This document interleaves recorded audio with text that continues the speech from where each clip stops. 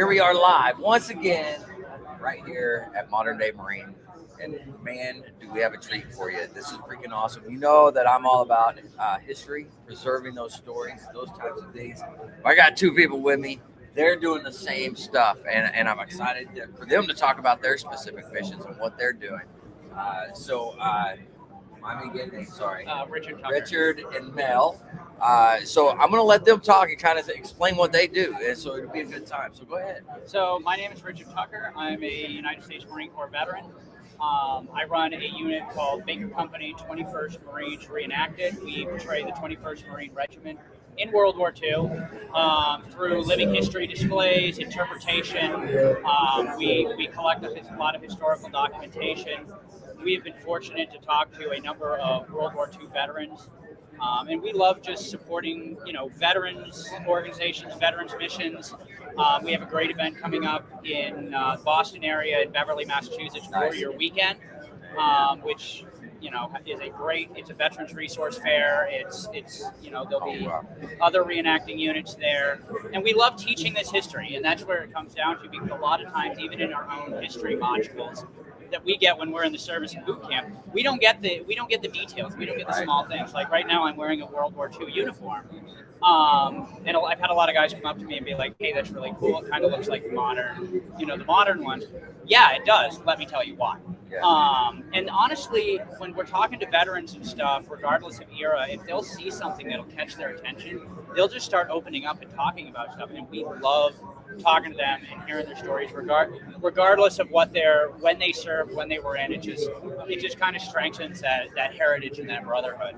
Yeah, awesome. Now you also record stories as well. We do. Right? We try to record as many as we can for those who are willing to talk about them, because we understand that there's a lot of baggage that can come with that. My father is a Vietnam veteran, so that's kind of what got me into this. And really, prioritize, because we're losing them so fast. Yes. Especially the World War II guys, the Korean guys, and the Vietnam guys with the Agent Orange stuff. So it's really important, because that is a whole generation of history that we've lost. We were really lucky that a lot of really great organizations have sat down with the World War II vets, and there's a couple of other vendors here that are also talking to veterans and recording their stories and stuff. But we didn't do that with the World War I vets, and now we don't have those stories anymore. So to us, it's really important to keep that, because that's going to keep it alive for the future generations. Absolutely. I love it. Now, tell us about what you do. Yeah, so we are here at Modern Day Marine. We got invited by another phenomenal organization called the We Are Marines, and they're actually set up upstairs by the elevator. We're here till 2 o'clock today. Myself and Rick here, we came down to support their programming, because what we do at 350 Girls, we represent the 350,000 women who served in World War II. And a big piece of that is representing the 20,000 women Marines who served. And so when we got the invite from the We Are Marines collection, we were so excited to come down in the historic uniforms and have the opportunity to talk about women veterans whose stories have so often been left out of the story. There are resources to record women veterans' stories, but so many times women tend to tell themselves, well, my story doesn't count, it doesn't matter. So a big piece of our mission has been telling women, hey, you are still a part of military history. You should still be recording your story, and you belong in museums, same as every other veteran. So it's been really exciting to have the opportunities here and at other events when we have women veterans coming through. And so often they say to us, oh, you don't care about my story, or you don't want it, or I didn't go to D-Day. It's not like I did anything significant. So what I do with 350 is I'm trying to help women veterans embrace their stories. I'm an Air Force veteran. I'm incredibly hypocritical at times. I struggle to share my own story. I did one enlistment, never deployed. I was stuck in North Dakota. I wasn't a first airman. So I myself have struggled to understand why anyone would hear about my story. Right. But in order to start getting other women like, hey, tell me about your service, I've had to embrace my own and kind of lead the charge that way. So I can tell firsthand how uncomfortable it can be, but it means so much to be looking at a veteran at like the Vietnam Wall that comes to the area, or through here, and say, hey, your service matters. Hey, we've got your uniforms on display in a museum setting. Look at how how amazing this is that your service, what you did, Yeah. and it matters. So that's why it's so exciting to be here. Appreciate the opportunity. Yeah, and we're gonna do some collaborations. So you're gonna see them on the podcast at some point in time. They're gonna come on and talk. We're gonna talk in depth about preserving the history. We're gonna talk in depth about how we do that, right? And who all's doing it, and then where we can archive that stuff as well, which is incredibly important. As everybody out there, I do my archiving with Marine Corps History Division, which is fantastic. If you guys don't know anything about it, you need to go check them out. Type in Marine Corps History Division, you'll find it. And then I was telling them about it as well. So that, I'm trying to get everybody involved to do those types of things. So preserving the history, preserving what has taken place is so important. And you're 100% right. Like, there is a lot of women that don't feel comfortable telling that story. But there are men as well. But There are. it's difficult to get some people to I guess, volunteer and say, yes, I'll do it.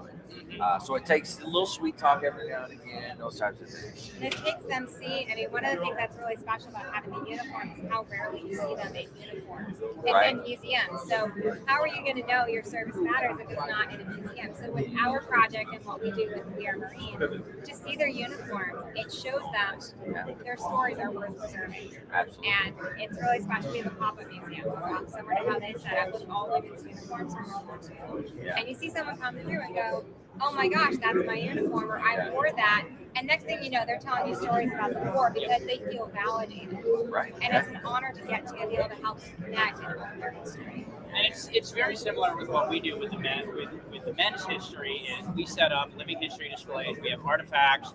We're in the historic uniforms, and people will come up to us and be like, "Hey, I trained with that. I used this. I carried that." And they're bringing their kids, their grandkids around. And it's great because they might know that Grandpa was a radio man in Vietnam, but now they have context. What does that mean? What did that radio look like? Oh my God, that was heavy. And again, a lot of times with the men, they just need to see something. They'll see that radio, they'll see that the Claymore mine, they'll see the a rifle that they use, something like that, some piece of gear that's A reenactor dressed as a nurse. Yeah, exactly. Or in a Marine, hey, I wore that uniform, and it'll get them talking. Kind of the same thing. You just need something to spark it. Yeah. And because I think the desire is there. To share it, especially with other veterans and stuff like that, to build that camaraderie. With that, wholeheartedly, because how many times do you go somewhere, you meet a veteran, what do? You sit down and start swapping stories. Yeah, absolutely. You start swapping the sea stories. And that's the important part, yeah. Right? And those are the things that the history books don't capture, right? They capture the overall essence they give of you what dates. we did. Yep. But the individual stories kind of get left out, and that's really what we're after, right? 100%. That experience, what their memories are. We had, it's the things that may not have been considered ladylike or perfect, but there were still every day, or the hardships that maybe they're embarrassed to share, especially the women. Especially the women, in that they were made to feel like they could not struggle. The men could have PTSD, the men could be homesick, the men could have a hard time adjusting, and that's normal. The women had no support and no resources, and yet many of them also struggled with trauma and anxiety. All those things that we know going, with adjusting to military life, they had to carry it in silence, and people didn't turn around and say, "Hey, you can't handle it." So for women, for the first time, to be like, "Oh, training was crappy, and I had this hard time," and telling us the reality of their service inside the few maybe like college stories that they feel are appropriate, being able to hear from them, the true nature of their service and the stories they've been wanting to tell, but don't want people to think, oh, you're weak, oh, you couldn't handle it. So it's really special when we get a chance to talk to a veteran, and they're telling us about the parties and the pranks they played on the barracks, and that drill sergeant that just drove them crazy, or that annoying coworker. I love those stories because that's what makes it. Yeah. And sea stories or tall tales, I don't know, whatever you want to call them. Incredibly, I mean, there's something to that because it gets 100%. People less a little lighter, laughing. Yeah, exactly. And yes, we're also going to talk about subtitles, right? Yeah. And that comes up, but just like you guys are saying, we don't force them to talk about those things. So it's whatever they feel comfortable talking about. We just make it safe. Anything they share is more than we knew going in. Yeah, Anytime they share anything with us, that is that much more that we do about their story and what was happening in that area. That, like you said, the books just won't show. The books tell us dates and important names. They don't tell you what Joe Grunt on the ground was doing. Right. What life was like for them, sleeping in a foxhole, with the enemy all around or whatever, or working in a base in Hawaii or whatever. Breaking the ceilings or whatever they have been doing while they were in. That's the individual experience. That's what gives it context. That is what gives it meat. That is what really, like you guys were saying, that's what makes it real. Yeah, absolutely. And allows people to connect with it. There's no longer that pane of glass between you and the date in the book. Yeah. You have a person to connect that to now. Yeah. One thing that I think is really cool is you can have people from the same community and their recollection of kind of their idea of what happened or what in their memory can be different, and it will all piece together somehow. Yep. It's pretty cool though. Everybody's perspective is different. I mean, the memory is fickle, and that's something to remember when that's something we try to remember when we're doing this. But honestly, how they remember it is because that's how it shaped them. Yeah. Oh, and yeah. it's that individual take, like you were saying, on the same event. Like I could talk to 3 Iwo Jima veterans. Actually, we did it not that long ago in Connecticut, at an event in Connecticut. We were fortunate enough to talk to 3 surviving Iwo Jima veterans. 2 of them from the same division, totally, completely different experiences, and it was wild. It was so cool to talk to them. It was such an honor, and we love it anytime the veterans, male, female, either one, feel like talking about. Feel like opening up. Yeah. And that was the event where I got to talk about the Navy flight nurses who landed on Hilo. So even though there are stories that we think we all know, we can always learn more. And I was even talking to the UO veterans, talking to people that know Iwo Jima inside and out, telling them, hey, there was 8 Navy flight nurses who landed on like day 10 of the battle, and we're doing air evacuation of the wounded. And a lot of times it kind of gets diminished down to, oh, they were the first women to do it. This was the first time that we used air evacuation for wounded in battle. Period. So even when we think we know something about a battle or a service or a date, there's always something new to learn. And that's the best part about talking to people and learning more about those stories, because it expands our understanding of how these histories happen. That's very true.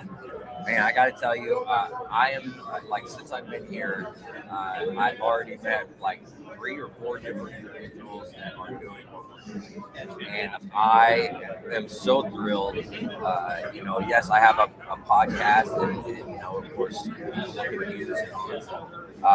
For me, let's just archive this. Let's just get them and archive them. That to me is a win. So if we're doing that, we're winning. 100%, and that's what we're about.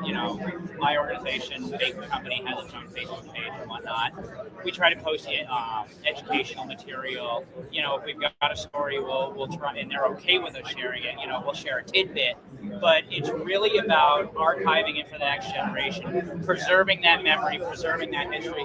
Because even PFC Schmuckatelli sleeping in a hole on Guam in 1944, that story matters, even though it's not the grand arching victory. He contributed to that victory, and he deserves to be remembered, and it deserves to be archived. Yeah, absolutely. Now, for you guys and everybody out there, where can they find you specifically?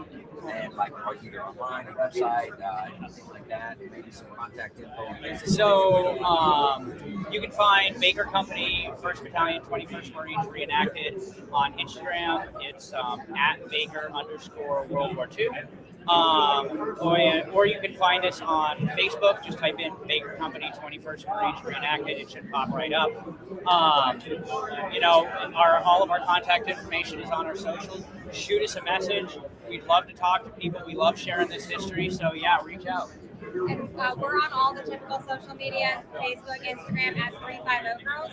Our website is 350girls.com. Please send us a message if you are looking to help find information about a local veteran or if you've got an event you'd like us to come to. But also just watch our social medias because we do share a lot of the stories of the women who served and how to connect people with those stories and those histories. And we're always here to help if you have a question about a loved one that served or just need to know more information about maybe a uniform you've got. So we're here to help get that information out there, and we're there to help keep stories of the veterans alive for the next generation. Very nice. Well, hey, thanks for coming on and sharing. Absolutely. Thank you so much for having us. Yeah, this is awesome. Hey, everybody out here, make sure you go check them out. They're doing great work. If you see them live and in person, man, they are looking good in these uniforms. That's for sure. I'm gonna fix this. But everybody out there, thanks for tuning in. Stay motivated. Change your socks. Hoorah. Take some Motrin. Take some Motrin. Cancel. It's still going.